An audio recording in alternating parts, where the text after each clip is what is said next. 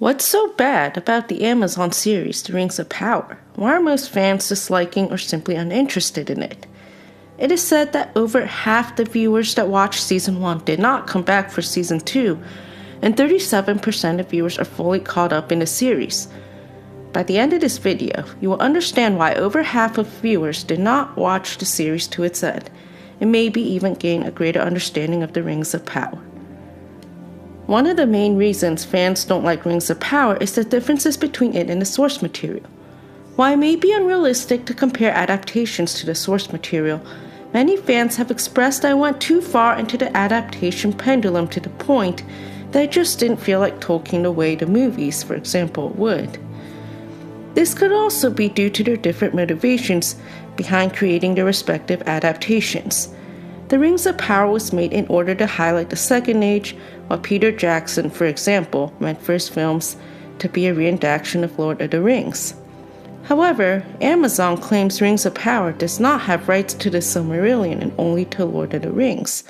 Since they wanted a Second Age show, they would have to look to the appendices for Second Age lore, as the main story of Lord of the Rings was based on the events of 3018 to 3019 of the Third Age.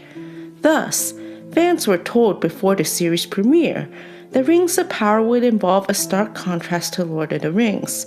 Regardless, it sounds tricky on the surface to have a lore-accurate Second Age show with Third Age material. However, once we look further, we could see that it's still doable, as Tolkien provides a ton of information in his timeline of Middle-earth, The Tale of Years, not to mention some of the various drafts of such events that occurred. One of the main points of contention is Galadriel's persona in Lord of the Rings versus Rings of Power. Many fans seem to believe that her character in Rings of Power, a more impulsive and vengeful warrior, does not match what Tolkien had in mind about her character, while supporters of the show claim that it's just showing a younger version of her. After all, she was proud, strong, and self-willed, which was described by Tolkien himself concerning her desire to remain in Middle-earth and rule far lands and dominions, or to leave Valinor depending on the time period. Right? Let's see. The Rings of Power page claims that Tolkien pictured a fiery Galadriel in her early years, which is true, but it is far from the only concern of her character, as later she would be shown pursuing Sauron, mistrusting authority, which the show would justify based on such descriptions. However, the issue with Rings of Power isn't simply that she is a warrior. After all, she was described as powerful in the source. It's really that Rings of Power seems to solely focus on this side of her while neglecting her other qualities, especially her ability to see further and deeper than many other characters. Sure, at the time, she might not have born Enya yet, but she was quick to reject Sauron in the source material, which is a stark contrast to her flirting with a guy who would later be revealed as Sauron, shown in the Rings of Power series. If you think about it, wouldn't Galadriel have known who Sauron is all along? So it really boils down to how much deviation fans are willing to tolerate, as such deviations are inevitable in adaptations in general. However, using the example of Galadriel, it seems that Rings of Power is making their own show using her character, which brings us to the next point. With that, it's also crucial to note that Rings of Power doesn't seem to take into account the ages and bloodline of the characters, which could be their attempt at time compression. This was mentioned before the show aired, with the goal of condensing thousands of years into a single time period. This is why you would see First Age characters existing at the same time as Second and Third Age characters, despite them spanning hundreds to thousands of years in the source material. Since it is hard to include hundreds to thousands of years in a few months over the course of the show, it is inevitable that time compression will occur. After all, the show plans to go on for 5 seasons of 8 episodes, which is relatively short when compared to thousands of years in the Legendarium. So it's not like the show is expected to copy and paste Tolkien's work.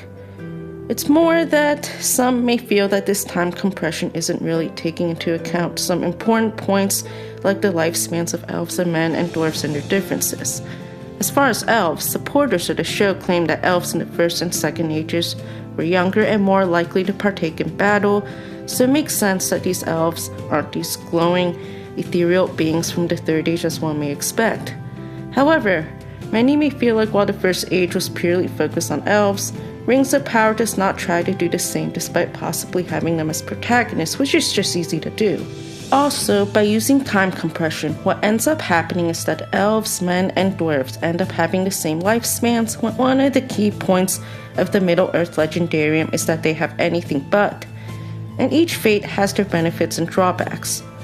For example, the elves are immortal and the men and dwarves are mortal. Readers wish to be immortal, like the elves, but no, there are also drawbacks to being immortal.